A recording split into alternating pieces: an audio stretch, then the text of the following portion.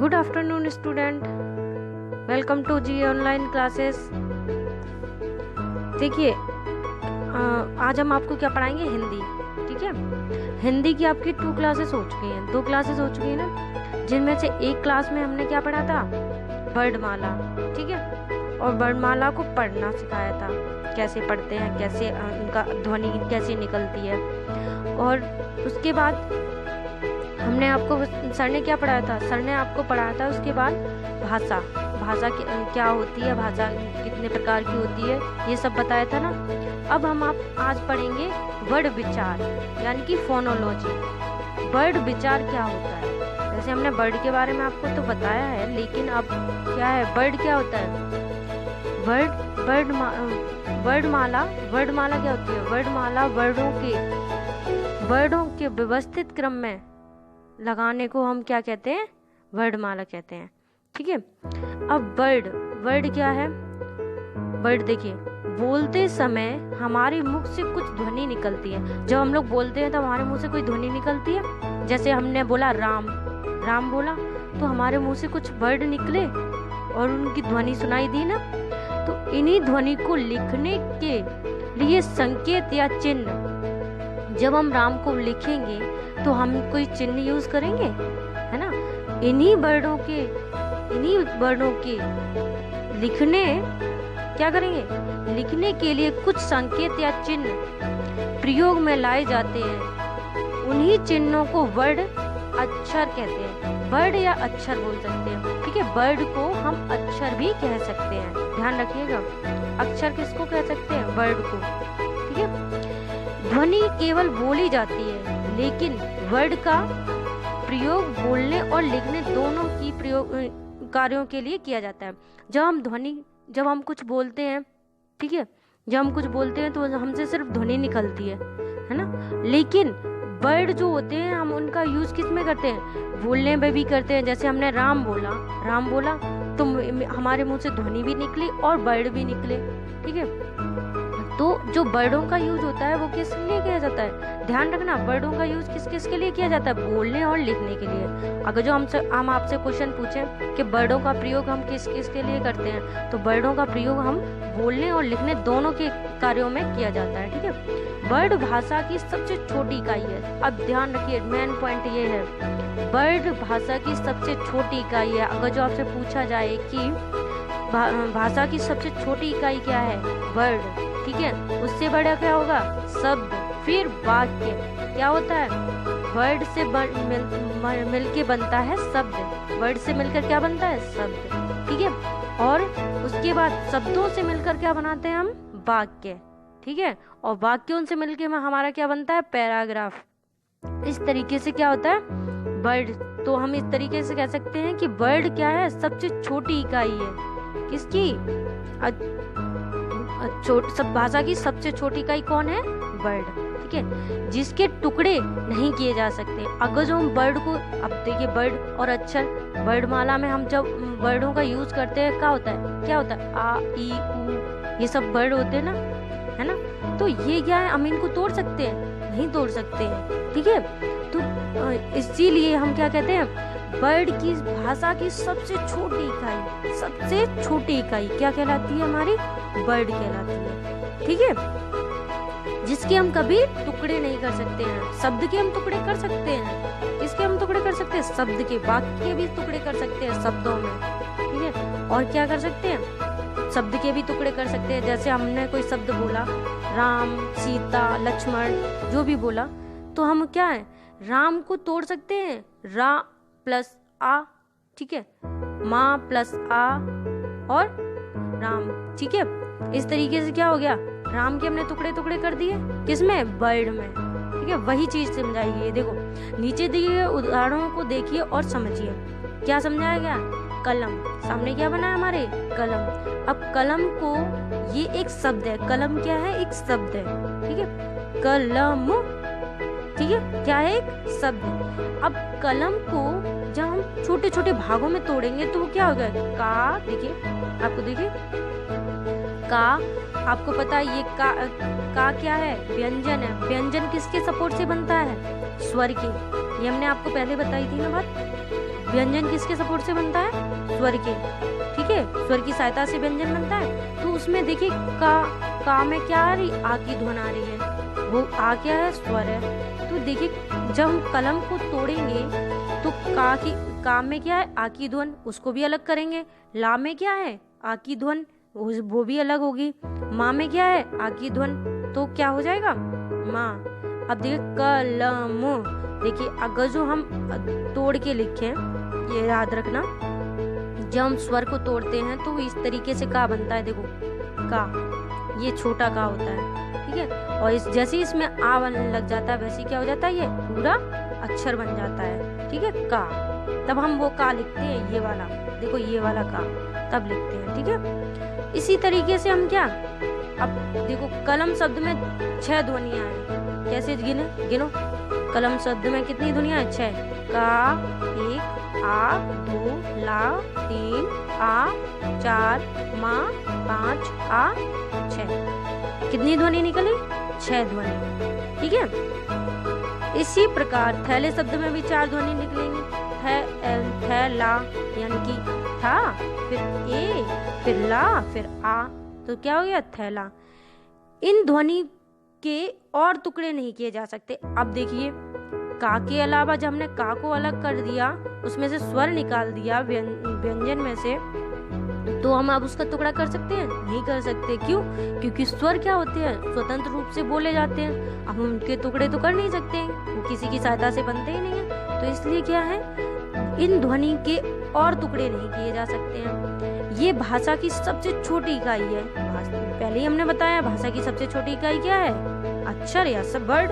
ठीक है, अब देखिए वर्ड, हिंदी की वर्णमाला। अब वर्णमाला हमने आपको बताया था, वर्णमाला। वर्णमाला किसे कहते हैं? वर्णों के व्यवस्थित क्रम में, वर्णों के व्यवस्थित क्रम में रखना क्या कहलाती है? वर्णमाला कहलाती है। ठीक है, अब देखिए हिंदी की वर्णमाला, वर्णमाला कितने भागों में बढ़ती है? ये भी आपको बताया था। कितने भागों में बढ़ती है? 2 भागों में विभाजित होती है। कौन कौन से? एक स्वर और एक व्यंजन। अब देखिए इसमें कौन सी लैंग्वेज लिखी गई? प्रत्येक भाषा में वर्णों का एक निश्चित समूह होता है। बस सही बात है, मैंने यही पहले आपको बताया था। प्रत्येक भाषा के वर्णों का एक निश्चित समूह होता है। एक निश्चित समूह के रूप में ही तो रखते हैं। एक क्रम के बाद ही तो हम दूसरा सब वर्ड रखते हैं। जैसे का के बाद क्या आएगा? खा, फिर उसके बाद गा। ये क्या कहलाया? एक निश्चित समूह होता है। वर्णों के इसी क्रम और वर्णों के इसी क्रमिक और व्यवस्थित समूह को हम क्या कहते हैं? वर्णमाला कहते हैं। ठीक है, जो हम एक एक क्रम के बाद कौन सा शब्द आएगा, कौन सा वर्ड आएगा, तो वो क्या होता है? इसी क्रम को हम क्रमिक और व्यवस्थित समूह को हम क्या कहते हैं? वर्णमाला कहते हैं। ओके, अब समझ में आ गया वर्णमाला किसे कहते हैं? ध्यान रखिएगा, प्रत्येक भाषा के वर्णों का एक निश्चित समूह होता है। ठीक है, मेन पॉइंट है हिंदी वर्णमाला किसे कहते हैं? वर्णों के इसी क्रम को और व्यवस्थित समूह को वर्णमाला कहते हैं। ठीक है, और ये बताइए भाषा की सबसे छोटी इकाई कौन सी होती है? भाषा की सबसे छोटी इकाई क्या होती है? वर्ड। ठीक है, उसके बाद देखिए, अब हमने आपको बताया था पहले भी कि वर्णों किसको, वर्णमाला को हम कितने भागों में विभाजित करते हैं? मुख्य भाग होते हैं। कौन कौन से? स्वर और व्यंजन। ठीक है, लेकिन अभी क्या है, अब उनमें और भी तो होते हैं। बाकी हमने जो स्वर बताए थे कितने थे? 33 थे। और स्वर कितने बताए थे? 11। और व्यंजन कितने होते हैं? 33। बाकी उसके अलावा क्या होता है? 52 टोटल लेटर होते हैं ना। टोटल वर्ड कितने होते हैं? 52। तो उनमें से बाकी भी तो बचे होंगे, वो भी तो कुछ होंगे ना। इसीलिए अब क्या है, मुख्य भाग दो होते हैं, स्वर और व्यंजन, और उनके अलावा और भी भाग होते हैं। देखिए स्वर क्या होता है? जिन वर्णों का उच्चारण किन्हीं ध्वनि की सहायता के बिना होता है उन्हें स्वर कहते हैं। सही बात है। अब हम सिंपल वे में बोल सकते हैं, जिन वर्णों को हम क्या स्वतंत्र रूप से बोले जाने वाले वर्ड में क्या कहलाते हैं? स्वर। ठीक है, स्वतंत्र रूप से बोले जाने वाले वर्ड क्या कहलाते हैं? स्वर कहलाते हैं। ठीक है, अब देखिए वो गिनती में कितने होते हैं? देखिए उन्हें कुल गिनती कितनी संख्या होती है? 11। कितनी होती है? वर्डों की कुल संख्या कितनी होती है? 11। कौन कौन सी? आ आ ई उ रे ए ओ आओ। ठीक है, कौन कौन से स्वर हैं? स्वर ध्यान रखिएगा, कौन कौन से? ये सामने दिख रहे हैं आपको। कौन कौन से हैं? 11। देखो 1 2 3 4 5 6 7 8 9 10 11। ठीक है, अब देखो, अब स्वर हैं, उनमें भी तो कुछ भेद होंगे, मतलब उनके भी तो प्रकार होंगे। स्वर हैं तो कुछ अलग अलग भी होंगे। देखिए, अब स्वर के प्रकार कितने होते हैं?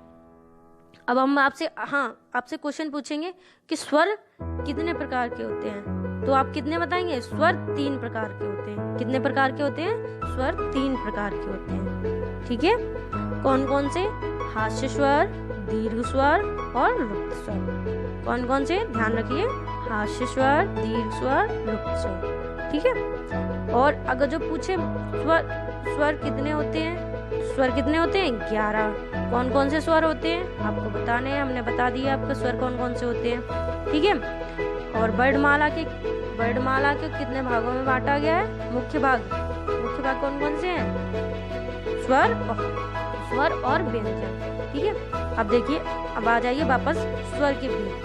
स्वर कितने प्रकार के होते हैं? हमने आपको बता दिया था स्वर कितने प्रकार के होते हैं। हम आपसे क्वेश्चन पूछेंगे, स्वर कितने प्रकार के होते हैं? स्वर 3 प्रकार के होते हैं। कौन कौन से? हास्य स्वर, दीर्घ स्वर, लुप्त स्वर। ठीक है, कौन कौन से? दोबारा सुन लीजिए, हास्य स्वर, दीर्घ स्वर, लुप्त स्वर। ठीक है, अब देखिए उसके बाद क्या होता है? हास्य स्वर। हास्य स्वर क्या होता है? जिन स्वरों के उच्चारण से सबसे कम समय लगता है उन्हें हम क्या कहते हैं? हास्य स्वर कहते हैं। यानी कि जो हम बोलते हैं ना, ओलम पढ़ते हैं, छोटा, छोटी ई, बड़ी, तो क्या होता है इनसे जरा सी जब हमारे टीचर ओलम बोलती है तो क्या कहते हैं? आ, जरा सा ही तो साउंड निकला। अगर जो बड़ा आ बोले तो आ, तो क्या होती है? देर तक निकलता है ना साउंड, ध्वनि देर तक निकलती है। तो वही चीज बोला गया है। हास्य स्वर क्या होता है? जिन स्वरों के उच्चारण में सबसे कम समय लगता है। देखिए, आ बोलो, आ, सबसे कम समय। अगर जो हम आ बोले बड़ा वाला तो क्या होगा? आ, टाइम लगा ना। तो हास्य स्वर क्या होता है? जिन स्वरों के उच्चारण में सबसे कम समय लगता है उन्हें हम क्या बोलते हैं? हास्य स्वर। ये गिनती में कितने होते हैं? संख्या में कितने होते हैं? 4। कौन कौन से? जो छोटे छोटे होते हैं, जैसे छोटा, छोटी, छोटू और री। छोटी वाली री भी बड़ी होती है। ठीक है, तो छोटी रे। ठीक है, तो अब क्या है? अब सेकेंड है, दूसरा क्या है? दीर्घ स्वर। क्या है? दीर्घ स्वर। दीर्घ स्वर मतलब दीर्घ से ही आपको समझ में आ रहा है। दीर्घ मीन्स बड़ा। ठीक है, बड़ा, समय ज्यादा लगना। जैसे इंग्लिश में बोलते हैं लॉन्ग। क्वेश्चन आता है लॉन्ग आंसर लिखो, शॉर्ट आंसर लिखो, तो हास्य मतलब शॉर्ट। ठीक है, और दीर्घ मतलब लॉन्ग। यानी कि जिसमें जिन स्वरों के उच्चारणों में स्वर, हास्य स्वर के उच्चारण से दुगना समय लगता है। किसके? हास्य स्वर के उच्चारण से कितना दुगना समय लगता है, उनको हम क्या बोलते हैं? दीर्घ स्वर कहते हैं। ठीक है, इनकी संख्या कितनी होती है? 7। दीर्घ से मतलब समझ में आ गया? लॉन्ग। यानी कि जो अब यहाँ पे लॉन्ग, एकदम आप लॉन्ग नहीं कह सकते। हमने आपको एक मीनिंग बता दिया याद करने के लिए कि दीर्घ स्वर को हम बोल सकते हैं लॉन्ग।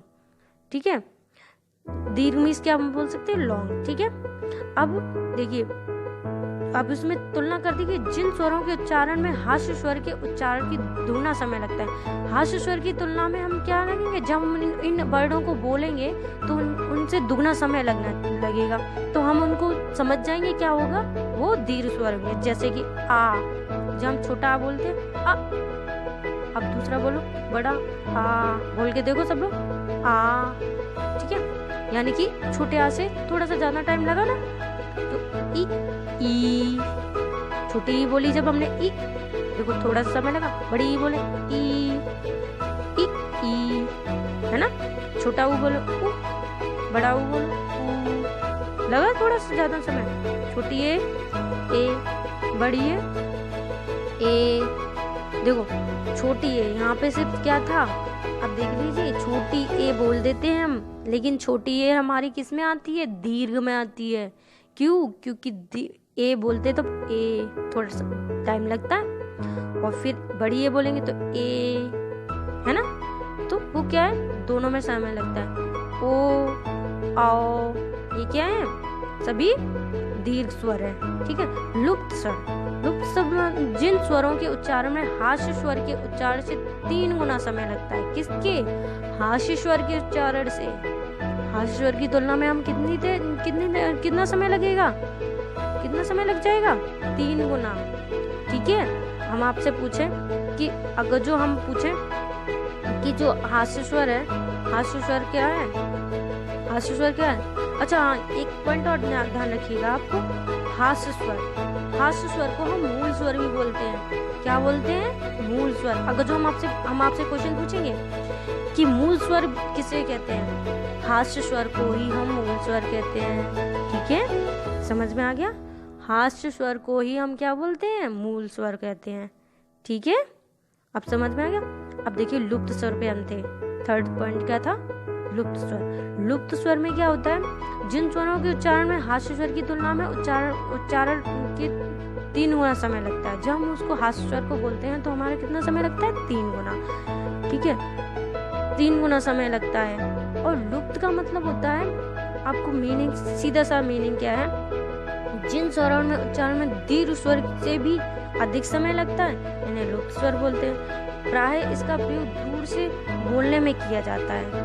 प्रयोग दूर से बोलने में किया जाता है। ठीक है, लुप्त स्वरों को। ठीक है, जैसे कि अब लुप्त मीन्स होता है गायब हो जाना, बाद में क्या हो जाता है? गायब हो जाना। ओके, सीधी सी डेफिनेशन समझो कि जो स्वर बाद में क्या हो जाता है? गायब हो जाते हैं, मतलब पता नहीं लगता है कि ये कब खत्म हो गए। ठीक है, बोलने में, तो वो क्या हो जाते हैं? लुप्त स्वर हो जाते हैं। जिन स्वरों के उच्चारण में क्या होता है? 3 गुना समय लगता है। हम पूछेंगे हास्य स्वर में, दीर्घ स्वर में हास्य स्वर की तुलना में कितना समय लगता है? 2 गुना। लुप्त स्वर में हास्य स्वर की तुलना में कितना समय लगता है? कितना समय लगता है? 3 गुना। अगर जो यही बोल दें हम, लुप्त स्वर में दीर्घ स्वर की तुलना में कितना समय लगता है, तो बताओगे क्या? 2 गुना। ठीक है, दीर्घ स्वर की तुलना में तो 2 गुना हो गया ना, हास्य स्वर की तुलना में 3 गुना हो गया। तो अब देखिए लुप्त स्वर में एग्जाम्पल कौन सा आ जाएगा? ओम। क्या? ओम। ओम देखिए लास्ट में क्या हो जाता है? लुप्त हो जाता है, गायब हो जाता है। ओम कब गायब हो जाता है? पता नहीं होता। अब देखिए अयोग वाग। अयोग वाग क्या होते हैं? स्वर के प्रकार खत्म हो गए। स्वर के प्रकार यहाँ तक खत्म हो गए। कौन कौन से थे? हास्य स्वर, दीर्घ स्वर, लुप्त स्वर। ठीक है, उसके बाद है अयोग वाग। अयोग वाग क्या होता है? हिंदी वर्णमाला में अंग यानी कि अनुस्वर तथा आहा विसर्ग। जो देखो अनुस्वर क्या होता है? जो अंग की हम लोग बोलते थे अंग की बिंदी लगा दो, जो ऊपर वाली बिंदी होती है उसे बोलते हैं अनुस्वर। ठीक है, और विसर्ग 2 बिंदियां दिख रही है आपको, ये देखिए साइड में, आगे साइड में क्या लगी? 2 बिंदियां, इसे हम क्या बोलते हैं? विसर्ग। विसर्ग को कहा जाता है। अनुस्वर किस किस को कहा जाता है? अनुस्वर की संख्या कौन कौन सी है? 2। कितनी संख्या है? 2। कौन कौन सी? अंग और आ। ठीक है, अंग और आ। ठीक है, और अनुस्वर, अनुस्वर इसमें से कौन सा है? अनुस्वर कौन सा है? अनुस्वर का उच्चारण नाक से होता है। इसका चिन्ह बिंदु क्या होता है? नीचे डंडा, ऊपर क्या हो जाती है? बिंदी, अंग स्वर। ठीक है, जैसे कि शंख। शंख में देखिए अंग की बिंदी लगी ऊपर, है ना। पंख, कंगन, हंस, गंगा, जंगल, मंगल, ये सब क्या है? अनुस्वर है। ठीक है, इनमें अनुस्वर का प्रयोग हुआ है। विसर्ग। विसर्ग देखिए, विसर्ग क्या होता है? विसर्ग में 2 बिंदियां लगा देना पीछे से, किसी भी वर्ड के पीछे, तो क्या बन जाता है? वो विसर्ग होता है। विसर्ग का उच्चारण हा की सहायता से होता है। हा की सहायता से, देखिए आहा, आहा, हा निकल रहा ना, है ना, हा निकल रहा। और इसी तरह अंग में क्या होता है? किसकी सहायता मिलती है? किससे बोलते हैं हम? नाक से। देखो अंग, नाक से साउंड निकलता है, बोल के देखो, नाक से साउंड निकलता है, अंग बोलते हैं। जैसे कंग हो गया, तो क्या हो जाता है, नाक से साउंड निकलता है, ठीक है। और जो विसर्ग होता है उसमें क्या होता है, हा का साउंड निकलता है। किसका निकलता है, हा, देखिए आहा, ठीक है। यह वर्ड के मध्य या अंत में लगाया जाता है। यह वर्ड जो होता है उसके या तो मध्य में लगाया जाएगा या अंत में लगाया जाएगा, ठीक है। इसका चिन्ह क्या होता है, 2 बिंदियां होती हैं, एक के नीचे एक वाली, जैसे प्रातः, प्रातः, फिर अतः, देखिए अतः, क्या हम बोल रहे हैं, अतः, ठीक है, यानी कि हा का साउंड निकल रहा है, प्रातः, प्रातः, प्रातः, है ना। और अतः, देखिए साउंड निकल रहा है, हा निकल रहा है। कहीं आपको लग रहा है कि ये हम क्या बोल रहे हैं, हा बोल रहे हैं। इसमें साउंड जब क्या किसका निकलता है, हा का साउंड निकलता है। तो प्रातः, अतः, दोनों में देखिए हा निकल रहा है। और अनुनासिक, अनुनासिक क्या होता है, अब आ जाइए अनुनासिक। इसका उच्चारण नाक और गले से किया जाता है। इसका चिन्ह ऊपर अंग की बिंदी, ठीक है, चंद्र बिंदी बोलते हैं, चंद्र बिंदी लगा दो, चांद जैसा बना के उसके ऊपर बिंदी लग जाती है, ठीक है। तो हम उसको बोलते हैं, क्या बोलते हैं, अनुनासिक। जैसे चांद पे देखिए चांद सी बिंदी बनाते हैं, फिर उसके बाद अंदर बिंदी रख देते हैं अंग वाली, चांद, हाफ चांद बनाते हैं, ठीक है।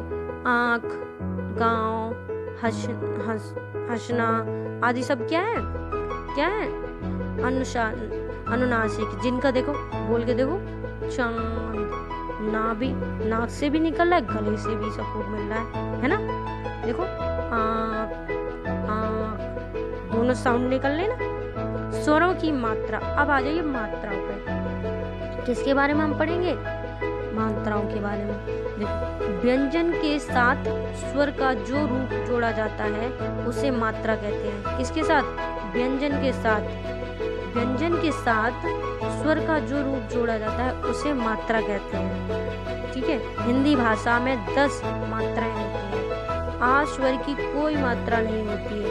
अन्य स्वर की मात्राएं उनका संयोग से और प्रयोग दिया गया है, जैसे आ पे कोई मात्रा नहीं है, पता है आपको।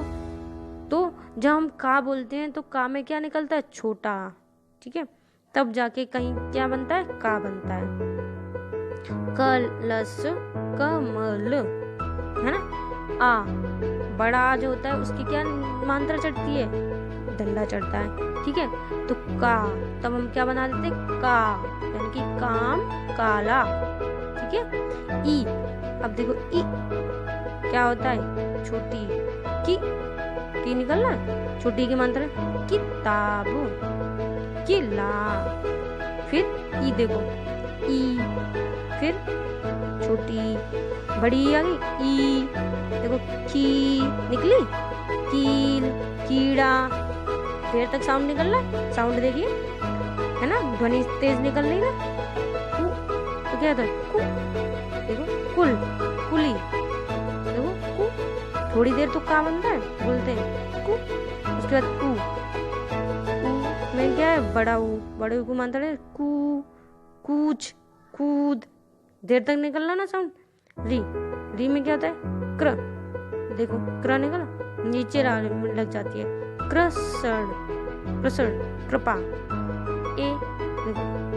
ए, केला, केस, ए, फिर तो उसकी क्या होती है, 2 मात्रा चढ़ती हैं, तो कैसे, कैद, कैसा।